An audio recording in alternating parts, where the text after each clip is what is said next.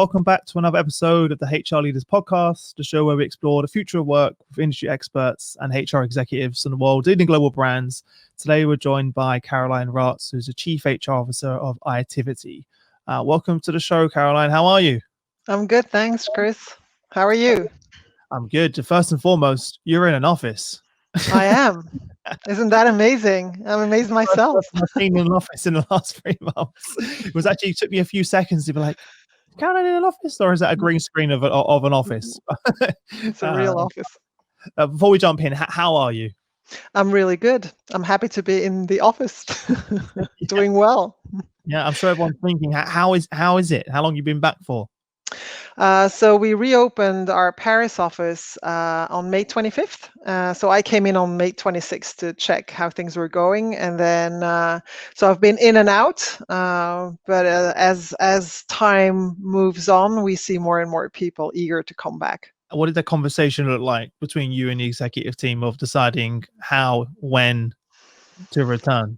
Yeah, so we've got 17 locations globally, so it's kind of a bit of a task to stay abreast of what are the local governments giving as guidelines and recommendations to be able to return back to the office. So it's really staging, and it really depends from region to region. So I think across Itiviti, the only office that never really closed was Hong Kong, which is interesting. Yeah. So that we always had like 5 to 10 people in the office in Hong Kong, but then the rest of the offices worldwide really shut down totally. And then a couple of weeks ago, when the French government announced that starting May 18th, they were going to reopen businesses and schools, even though it wasn't like full time. We started thinking, okay, what does this mean? And so we had in Paris, we have a works council. And so I had a meeting with the works council, and we started talking about, maybe we should put like June 2nd as a date to return. Schools are partially reopening. So maybe we should ask employees who is ready and willing and feels comfortable coming back to the workplace. And so we set that June 2nd date, and then the Works Council said, well, you know what? I think some people are really eager to come back faster. I thought they were going to say, push it back. And they were like, no, could we move it forward? So we then decided that, well, why don't we do a test group? Because you do have to reorganize things in the office. We can't bring in the entire workforce. And by the way, that not everybody would want to come back immediately anyways. So what we did is we decided that we would go with May 25th as sort of the first week with a test group of around 5-6 people. And then we sent out a message to the staff in Paris. Usually we're about 115 people in the office, and ask them, okay, we're going to reopen the office officially June 2nd, test group May 25th. If you want to return, if you feel comfortable, if you can, given your personal... Yeah, so you said to people, it's up to you. It's up to you if you want to. We're not pushing anybody. We did say from the start, when we started communicating about reopening the office, it is our expectation to return to the office fully September 1st. It's sort of like back to school, back to the office. And so we did a test group the first week. We had a prep meeting with them where we explained to the people who had said, I want to return, like, these are the rules. This is what happens with regards to the kitchen area, with regards to the toilets, with regards to, lunches and all of that, the social distancing, everything. Made sure that everybody had their mask, the little packs with sanitizer and everything. And so first week we had 5-6 people. The second week, double. Now we're the third week in, and I think there's close to 20 people in the office now. And it's interesting because the people that come in, you can feel they're relieved to be back in the work office environment. And so they start talking to their colleagues over Zoom meetings, which we've been doing for the last 3 months now. We've seen our huge increase in usage of Zoom, and they're like talking to each other saying, people are surprised. Oh, you went back to the office? Yeah, I'm back. What's it like? Actually, it's pretty cool. It's nice. So it's safe. And so the next day we see more people asking, I want to return too. So I think The word's spreading. And then the next office that we're going to open is this week is Italy, Milan, which Okay. is a much smaller office, but the constraints there are different. For example, in Paris, you don't have to take people's temperature. In Milan, you do. Well, actually, you had to in May, but as of June, it's no longer necessary. So It's hard. It things must be hard to change. keep up. I know I was about to say it must be really hard. How you manage to keep up to date for every country? There's different rules, regulations, what you can do, what you can't do, and it's changing daily. Yeah, so As well. it's true, and it was sort of like, we've never been through this before, so you're kind of, learning as you go, and learning from your mistakes, and sometimes you're really happy when you've been proactive about something. So what we did is we build a Google spreadsheet which we share with all the local people partners. We kind of outlined for each office what are the things that need to happen, what are the governments announcing, when can we open, and we just have a whole spreadsheet with follow-up, which the local people partners update. And then we also have a weekly COVID-19 call with the entire people office, where we share, this is what's happening, this is what we're doing from a corporate perspective. And then I ask each country, like, give us a really quick update of what has changed compared to last week, anything and we just share best practices and ideas on, what works and what doesn't. Because that must affect the whether people, because you said before the call, some countries you have to wear a mask in the office. Yes. And at that point, am I really gonna want to come and work in the office if I have to wear a mask all the way Yeah, around, or do I rather just be at home? exactly. No, there are some countries like in Romania or in Russia where to be compliant, you got to wear your mask the whole day. So, people are a bit more reluctant to come into work and wear that mask a whole day because it's really no fun. I know we've kind of been going a bit off topic. For everyone listening on LinkedIn, we are going to jump into Caroline's journey and experience into becoming a CHRO, which is a very unique one. But I thought it would be good to spend a few minutes on this because there's not many people that I've actually spoken to that are returning to work. So it's great to hear your insights. You shared a few things with me before, which were pretty cool. Of some of the things you've implemented in the office, just simple things to aid with the return to the office. Yeah, so we've got sanitizers all over. Yeah. We've got in front of the meeting rooms, they have a sign outside that says how many people can be in that meeting room maximum. So now that we've got more people coming back, we need to start policing because it says 4 and then there's How are you 5. going to police it though? Like, is it literally like, is there people like nominated, or we say we're going to trust people enough to self-police? Like, that's something I've always been interested in. Like, how do you think that's going to play out? I think up until now, people are still, they're not totally like relaxed about the whole situation. So they're still pretty cautious, and they're kind of policing it. Policing is a big word, but they're kind of Yeah, watching each other. yeah. And I can hear like we're in open space across the floor, people like, yeah, you're standing too close. So it's fun, but at the same time, it's, Serious. people do take it serious. We Mhm. kind of put arrows around how you walk around the office, so that it's just one direction and that people don't cross each other. We've got a coffee machine in the kitchen here that you can actually now order your coffee from your phone. So there's an app so you can order your coffee. You could actually Cool. order coffee now for your colleagues if you want to. That's nice. You just go and go get it whenever you order it. Go there, grab it, and Exactly. leave. Your Rather than, coffee's ready. that's nice. And then also, for example, in the toilets, there can only be one person at a time. So we stuck this thing on the door. It is like red or green to show whether there's already someone in there or not. So it's all those little things Yeah, that yeah. we've implemented. And we can see only time's going to tell how this is going to really play out, right? It's only been a few weeks for you now. How Yeah, long? it's been 3 Yeah, weeks, and now the French government has announced, normally starting July 10th, they will like no longer be in this emergency state. So that could further loosen up the rules and would actually probably trigger more people to wanting to return to the office. you didn't start in HR, right? Mhm. So tell everyone that story, sort of your journey to where we are now.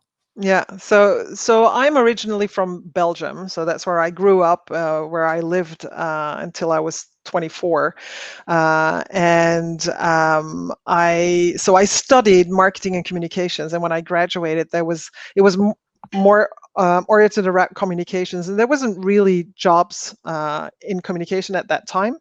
So natural thing, I stepped into sales. So I actually spent the first 17 years of my career on the business side. So I was in sales. That was my first job. And then in 93, I moved to Paris from Belgium. And I think I've gone through like all levels in an organization. I started as a receptionist, so I have a lot of respect for receptionists Yeah. because it's a tough job.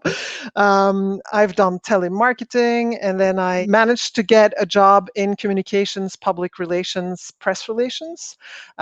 Stayed with that company in Paris for about 5 years. And then I took a sabbatical and I went traveling for a year in Latin America. I came back or in 99, and I then worked my first job in the fintech industries. Been in there for more than 20 years now. And so that company was a French based technology company. They developed trading software for the financial industry. And they had 6 offices and 300 people when I joined them. About 8-9 years later, we sold that company to SunGard, which is a huge, now Yeah. FIS, a Mhm. huge fintech player. And by the time we sold them, we were 1,500 people, 26 offices worldwide. So it had exponentially grown. And so I spent most of my career, around 13 years, on the sort of glamour and glitter side of marketing and communications, internal, external, investor relations. So the very broad Sure. range. And then in 2007, I had my first child, and I remember I came back from maternity leave, and the CEO calls me and says, "Oh, Kara, we should meet and have lunch and talk about your future." I remember I Right. said, Oh my God. "Husband, I'm fired. Yeah, exactly. You're like, oh no. This is it." And he was like, my husband said, "I don't think he would invite you for lunch Yeah, if he wanted exactly. to fire you." I'm like, Yeah, "Oh, maybe that's exactly. true." But that's And the first so rule. We always think negatively, don't we? We're always like, oh no. the worst is going to happen. And so I had lunch and with him, and so he was saying, "Yeah, I think it's time for you to move on and do something new." And I was like, "Oh well, yeah, why not?" Because I kind of done everything I wanted to do, unless he put an extra million on the table to have to play with. And so, but I didn't really know what. And I told him, I said, "I don't want to go back to sales. I don't want to do customer services. I don't want to do professional services. I don't want to do admin." So, and he said, "I think I know what you would be really good at." And so he said, what about you taking on, chief HR for the company?" I think was like Tex Avery, my mouth like fell open. I was like, "What?" Like, what? Why would I want to go on to the dark side? Of what it And seems. Yeah. and so, because for me back then, like HR was, it's a back office, Front end. function, and I'd been out there doing marketing and communication, so it was such the opposite.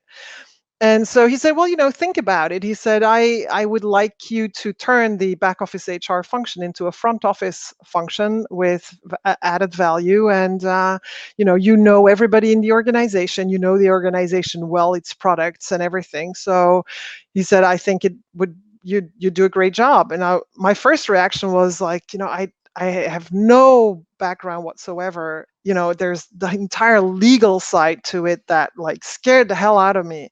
And he said, "Well, you've got a team, so rely on your team. If they're good, they will help you." And so I did some research, and it's back in those days was sort of the beginning of HR leaders coming from the business side. So I thought, why Yes. not? What do I have to lose? So I accepted, and I have to admit that it wasn't easy. No, of course. And that's why I wanted to have you on the show to talk about that, because there's so many other leaders now that are crossing over. That's very common now. When you were Yeah, doing it, maybe a few outliers, but now it's very, very common for other back business leaders from sales, marketing, other functions stepping into the CHRO, CPO role. from there on. So we that this is 2007. I ran the HR team. I think what helped is that I'm a very collaborative leader with a participative style. So for me, it was, and very open. So I told them, listen, I don't know anything about the legal side. I don't know anything about payroll. I have no clue how you recruit. But if I've got some ideas, we can work together. We can start thinking about performance management, talent management, identifying who are the key people in the organization. And I kind of put myself in the seat of me being the employee in the past. What was it that I felt was missing that I now wanted to sort of implement? Although it was tough, it worked out well, and I quite quickly started to create a real passion for it. And I remember asking my CEO, could I get a coach who could tell me, when I do things right or wrong and what I should be focusing on? And he said, you know what, Karoline, why don't you do the job for 6 months? And then you will know what you're good at and what you need to improve. And then we can take a coach. So you can imagine I never got the coach. Because 6 months in, he was like, oh, you're doing okay. But he helped me. He was my mentor. Yeah, it sounds like. What was the reaction from your HR team when they found out you got the role? This person's coming in, never done a day of HR before. It was I think it was mixed. Those who I had good interactions with in the past, who were quite excited to have me come in and take this over, and really supporting me in the journey. And then there were others where it took a little longer to, those who challenge you, like, oh, how would you fix this? Like, show me how you're going to do this. Yeah, because where I just, may not have the answer. I don't have the answer. And I swear I've had situations where my phone would ring. I would sit in my office and my phone would ring and I pick up, and then I would have this employee relations issue that was explained to me, and I'd be sitting there taking notes, and I would go like, okay, I got it, I'll be back. And then I would hang up and I would run into the office of the legal person, like, what do I do? What can I do? What can I not do? Because I think that was sort of what was the toughest for me when I took on this job, is understanding sort of where you put your company or employees or your team at risk, and when do you not put them at risk, is like getting like the right reflexes.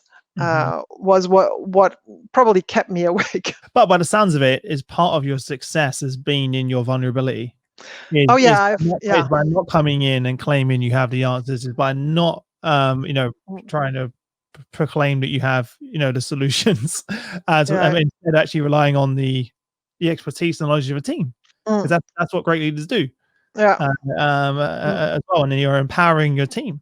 They're probably really excited about it now. I'm sure they came to you with so many ideas that they did about for so long. Like, actually, maybe Karoline's open to hearing all these great ideas we have now, because she understands the business and how we can then have impact.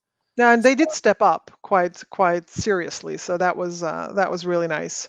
And it was also impressive for me back then, because we're talking 13 years ago, where all of a sudden, wow. Okay. yeah, you're being projected into an executive committee at that level with no experience at all, and you have your seat at the table. You do have experience though, because you understand the language of the business. I do, but then from an HR perspective, I was kind of sitting there thinking, in the beginning, every meeting, I was thinking, okay, what do I have to bring to the table? What should I be talking about? It was it was interesting. Yeah, but it was nice to have a supportive team as well. The fact it was driven by the CEO, right? So like that alone Exactly.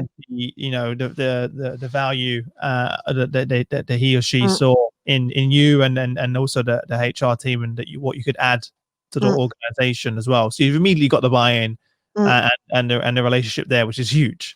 What advice to other leaders that are listening right now, or that will be listening in the future, that are considering a career in HR? What advice would you give to them? If you really like to work with people and you're really concerned about their well-being, and if you want to be in an environment where it's fun to work and you want to be part of building that, if you think you can build a passion around people, being a people partner or a chief HR officer, then go for it. Anything can be learned, and it's surround yourself with the right people.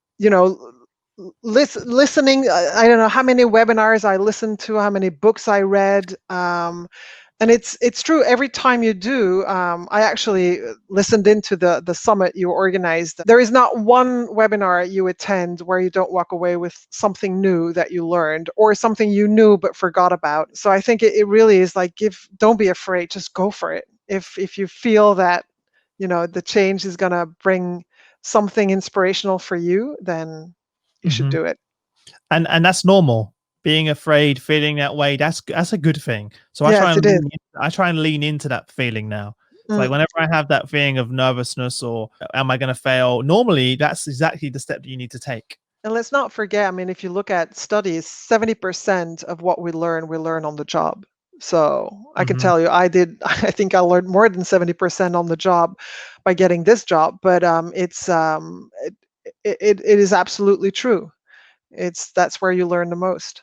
Yeah. So Well, a question we used to ask in my previous company. I don't really ask it that much on the show anymore, but I always say to CHROs, if you had someone with 3 years studying HR or 3 years actually being in the seat of HR, but with no qualifications, who would you choose to be on your team? No brainer, right? They're going to choose the person with 3 years of experience over the person who studied and has a degree to do absolutely. that. And I totally agree with that. I remember I had at one point someone in the organization, talking way back now, wanted to understand what degree level the employees had, because it was very important for him to get that information. And I was thinking, if you ask me, my degree, I'm a Bachelor of Arts. So if your thing is like a minimum of 5 years after you finish high school, then I'm not your woman here. So Yeah, and I was thinking exactly the same. What would you rather have, someone with 10 years of experience, or who's been studying for 10 years? And I'm not saying one isn't good over the other, but it's true that experience is has its value. yeah. Definitely.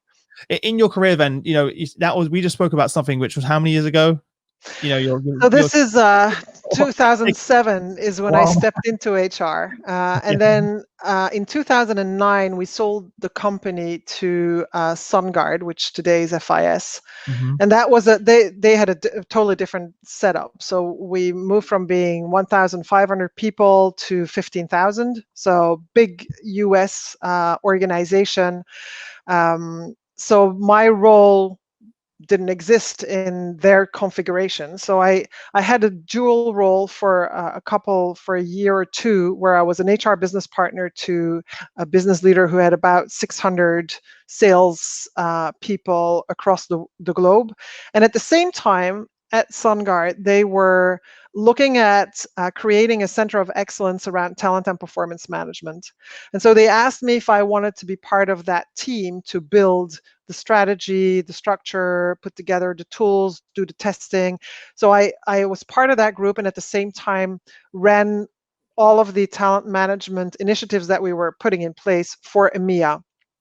So I did that for a couple of years, and then in 2012, I was appointed head of talent and performance management for SunGard globally. So that's where my focus really went into doing the pure talent management, performance management piece, with the 9-boxing and talent reviews, with the succession planning and identifying high potentials, putting 360 review programs in place. So that whole fun piece of the positive HR, Yeah. which is actually nice, because in Yeah. 2009, 8, 9, when the financial crisis hit, we went through a time where we had to do quite a lot of layoffs. So moving from that side of HR into, all of a sudden, how do we retain people? How do we identify our key talent and make sure that we grow them further, develop them, and make sure that they can take key critical positions in the organization going forward, Yeah. was like really, really nice and positive. And at the same time, it also had a big chunk was dedicated to performance management. So again, this was something new that I hadn't done before. And I remember when we were acquired by SunGard back in the days with the previous company, we were doing everything on Excel spreadsheets. So we didn't have an HR system. Oh And I wow. thought, yes, great, we're going to be acquired by a big US corporation. We're going to have all the tools in the world. And no, they didn't. They were also using Excel. And so That's they crazy to think of a company of that sun god. that's how many it's employees been do they have fixed at the time? since at How the many? time 15,000. Oh god. Yeah, and they Wow. had different businesses. So the They financial operated. services business was 10,000, but Uh, everything was run on spreadsheets. And so they back then they did start with looking into implementing a global HR system, which would also have like a performance management system. And but unfortunately that didn't go through. So it took a very long time before they decided not to go with the vendor they had signed up for. And I think it was almost 2 years. During that time, we had a change in CEO, and the CEO came from Aon Hewitt, HR, yeah. consulting. Yeah. And I had just been appointed head of talent management and performance management, and we are in sort of June time. And I'm thinking, okay, so new CEO, he's from Aon. He's going to ask me at the end of the year, give me some statistics around, performance, bell curves, the whole thing for the entire organization. And I was like, we're not going to be able to, I'm not going to be able to answer or give him anything because You don't today have it's the like data. some success factors here, some Yeah. PDF there, nothing on another end, Word, Excel, like all over the place. So it's interesting because I built an in-house system with one developer where we took sort of the nicest version of the PDF year-end review that we found in the organization. And then we built it in-house, we rolled it out, and they ultimately used it for 3 years until they implemented fully the Workday solution. And you built that Um, just with one developer and you. yeah, yeah.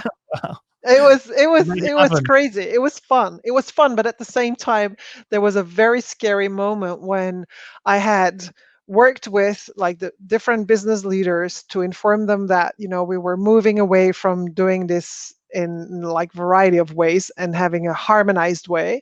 I got everybody on board, and then I think maybe 2 weeks or something before launch, I thought maybe I should share with the CEO that we're launching this, just to avoid any surprises. So I had So a you get call with everyone on him. board but the CEO. Yeah, yes, you Lesson know, learned. yes. Yeah. So I organize a call. I present the whole system, and we had the presidents of the different businesses on the call as well, and they were like my sponsors because they were okay with the system. And so I asked the CEO at the end, so any questions? Is this okay for you? Are we good to go? And he said, well, to be honest, it looks a bit cumbersome, and I'm never going to use it. And I was like, oops. So we hung up, and I thought, oh my God, now what? So I went to one of the people in the organization that works closely with him, and I explained my case. And I'm like, how do I interpret this? And he said, well, why don't you reach out to him? So I was like, okay. Why hadn't you reached out to him before that though? I think I was too busy and to be honest, I was too busy and too proud that I was going to build this internally. I was so convinced, like, oh, this is great. Of This is course gonna, everyone's gonna be I on have a board. solution. Who could be against this? I have a solution, and it's not costing us anything but one developer. And I'm competing with like big systems that we're not implementing because we're for whatever reason. But so I was like so full on focused on delivering this in time that I totally scrapped the kind of key person. Took me a little while to phrase this email to him, that and sort of defend my case. And I remember that I wrote, I can understand that coming from an organization like Aon Hewitt, you must be, used to use very sophisticated systems, and that what I've built is maybe not as sophisticated, but it works and it's simple, and it will give us the outcome that we want for now until we move to a real professional system. And he wrote me back and he said, he said, I think you misunderstood, Karoline. He said, I'm not going to use your system just because I've never ever used an HR system in the past to do performance management. He said, so I'm just going to go in and, as usual, ask, my key questions like, what are Oh, the so you three things completely that you think you misinterpreted did well, and what are the three things that you think you could do better? But he said, but your system is cool, is great, and it's perfect for the rest of the organization. So I was Oh like, my God. whoo. And all of that time, how many times did you proofread that email before you sent it? A lot. And it's when you send, sometimes when you have to send like a really important email, you kind of send and then you feel like you want to shut everything down and go to a lonely island and not see Yeah, if you're and getting a you're sitting there response. waiting for the reply though, and then it gets Yeah. worse. Like 1 day, 2 days. Yeah, The next yeah, yeah. email. So when I saw the email, the response with his name, I was like, okay, do I open this or not? Just going back to a point you made earlier about working on when you went through the acquisition, you had to do quite a few layoffs. Was that your Hmm. first experience of doing that? And if so, for someone who's listening that perhaps is going to be in a position in the future, unfortunately, where they're going to have to let go of many of their employees, Mm, what how did that affect you personally, mm, having to go through that process? Because something we don't talk about mm, that often, that mm. is going to be, everyone sees the glamorous side of HR, but there's also that side. That not many people, you don't see LinkedIn posts about that every day, about True. those things, right? What was your No, experience? yeah, and it's also something you hardly ever talk about internally because it's Yes. not positive.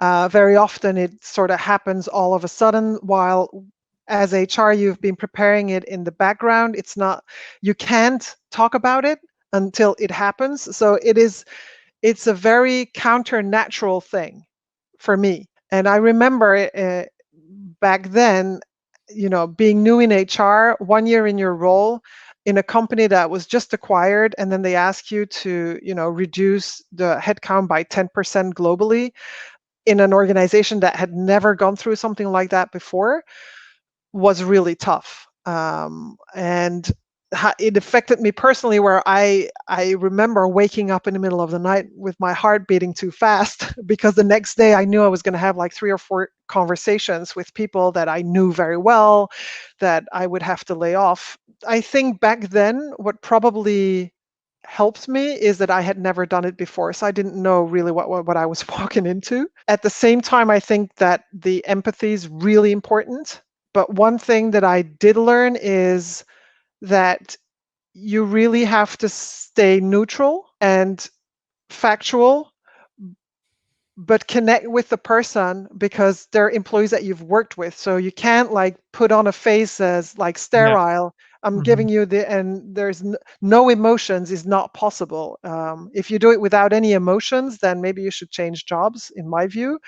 Um, and I think the biggest thing that I learned is I remember having one conversation with someone who was really upset. I remember saying, "Well, I understand. I know what you're going through. I know this is hard." And the person stopped me and said, "What do you know about me?" So, "What do you know about my personal life? What do you know about, what is going on with me? You can't say like I know what you're going through. You don't. You're sitting at the other end of the table. Don't give me that crap." And I was like, Yeah. I really shut me down. I was like, and I apologized. I said, "You're totally right." I never said that again. So never ever say that because it's true. Mhm. You don't know what people's personal situation is. So that's where I think it's important to stick to the facts, but still show emotions, Yeah. not like you don't care. Thanks for sharing that, because not many people talk about that because Mm, it's not easy to talk about. in HR, it's not easy when you know when this is coming, and so I'm a bit like you. The day, very often the day before, I am thinking like, okay, I know what's going to happen to this person tomorrow. And I think about, they're probably having, dinner with the family and all is good, and tomorrow I'm going to have to announce something that's going to turn their world upside down. Yeah. And that's not easy. And I think it's really important as well because, if COVID-19 is an exceptional situation, but oftentimes people are also being exited because of underperformance, and underperformance is there very often also because management hasn't been at the level it should be to address it early on and make a point that, not getting to the stage where it becomes a problem. Yes. And it's all about, how do you manage, and it's hard because it's difficult conversations usually when you have to tell people, what you're doing is not good enough, or it's not up to my expectations. But when you feel something is going off track, you got to go with your gut, and you got to have that honest conversation, and find a way to make it constructive and saying, I got to tell you something that I'm expecting but I'm not getting. I want to get your view. And once it's out on the table, it's like, I learned this from my husband, who says, you put things out on the table and then you say, okay, now that I've said it, how do we move forward? How do we make this work? And you make it immediately a positive conversation, constructive one. But if you wait too long, then you're going to Yeah. have the conversation, well, like, A this lot of has been people going avoid on it, right? forever, Yeah. and there is no room for how do we turn this around. Yeah, and most leaders, not most, that's a really bad way of saying it. A lot of leaders I've worked with in the past do that. They avoid the conversation Mm, to the point where it's too late, like you just said, to have the conversation. We've passed that. And mm, that's not no fault of the employee. It's because you didn't want to have that tough conversation. mm, And I've been there, like you said, where you have to have that conversation. And mm, I've learned from mistakes going, if I don't have that now, I'm doing a disservice to them and the organization and myself mm. by not having that conversation. Oh, and Um, I've been there too. yeah. Joshua on LinkedIn asked a really good question. He said, first of all, we said awesome conversation. Mm, So thank you, Joshua. And he said, how did your experience from the business side of the organization help you mm. in your role as a CHRO? Yeah, it's a good question. And actually, I think that I constantly, whenever I implement something or I have an idea or something that new we want to do, or even something that already exists that we want to improve, is I put myself in the on the other end, as the employee. How am I going to perceive this? What impact is this going to have on the employee? What difference is it going to make? And same with projects or new things or even communication. So I do have the advantage of having had like communications as background. And So sales, I right? Because and sales. you're selling a lot of this is what a lot of CHROs in my experience, they're not very good at selling sometimes Yes. to Mm. their ideas and projects to the business. It's a huge No, part. absolutely. Yeah. It is, but it really is about putting yourself in the shoes of the other person. And what impact are you going to make? For example, we changed our bonus reward strategy 2 years ago, and then we adjusted it further this year. You always think, okay, what is the impact going to be on the employees, and how are they going to perceive this, and is this positive or negative? And then being honest, because that's what I would want as an employee. Like, don't try to pretend that it's all great. Like, no, you're going to lose out here. We're going to give you back there. It's not the same level, but sometimes, it's a give and take. Sometimes it's a give and give, and sometimes it's just a take. It's Because being they're gonna find honest. out anyway, right? And that's the thing. They're going to find out anyway. Absolutely. So if Yeah. you're And not they feel it. transparent, I mean, yeah. they're all adults. They know when you're trying to fool them. Again, back to the point, even when it's difficult to have a conversation or share, that's even more reason why you need to over communicate and be transparent, be vulnerable. Mm, You don't always have the answers, and that's also okay. mm, And we're seeing that throughout this whole pandemic with business people. We saw, I think, the Edelman Trust Barometer reports to show the employees, the first place they look for their advice on COVID and the crisis is their business, mm. not the news, not their own government, but their employer Yeah. as well. Which is, I was shocked originally when I saw that research, but then I was like, actually, it makes sense. Mm, As well, because especially in your organization, you have a global reach. yeah. So you actually can say, here's what's happening globally. This is what we're hearing, right? Because Mm, we've got employees and offices everywhere in the world. You can give them a varied point of view mm, as well. But before we wrap up, Caroline, I'm going to jump into our quick fire round. mhm. So you wasn't prepared for this, so I'm going to throw you a curveball. So I'm going to ask you 5 questions, Okay. and no longer than 30 seconds to give us some amazing answers. Are you ready? Yeah. Yeah, you're like, no. Mhm. What was the number one thing that was holding you back from becoming a CHRO? I think initially it was what I said earlier, understanding what you can and cannot do in a role like this. So that's as an HR leader, as a leader in general, I would say holding on to things myself for too long. Like it's my baby, The and same. I want to deliver it from the beginning until the end.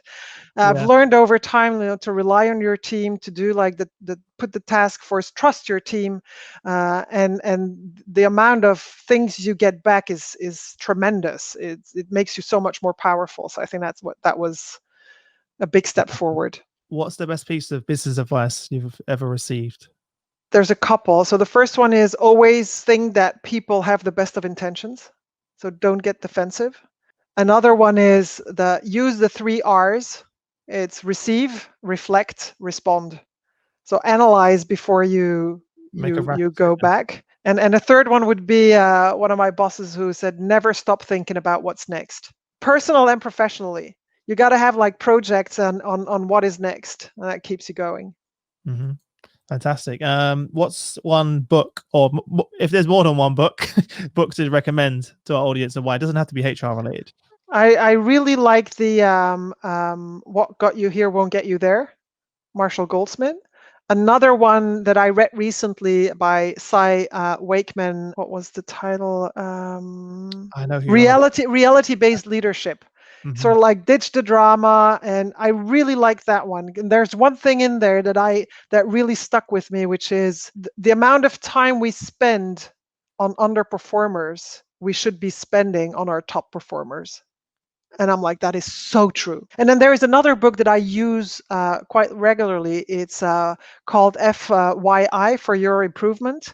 And it's a book by Corn Ferry that has like it has a variety of competencies and what they look like if they're used at the right level, what they look like if they're overused or underused, and then it has a lot of ideas and ways to address those. So that's really great tool or a great book when you talk about talent and competencies and people and how some are better than others and why. And so that's a really good book. Cool. Well, you got three there. Everyone, you're spoiling everyone for choice right now. And then, could you share some of the internet resources you use? So in terms of sort of staying up to current events, what social networks? Where do you get your knowledge information from? What's on the So browser? Gartner Hmm. is one, LinkedIn for sure, Josh Bersin as well. Always Uh, a good resource. yeah, Shrum specifically for like policies and templates and best practices. Yeah, Well, that's already those a lot. are the yeah those are the and Yeah. since recently you as well. Oh, thank you.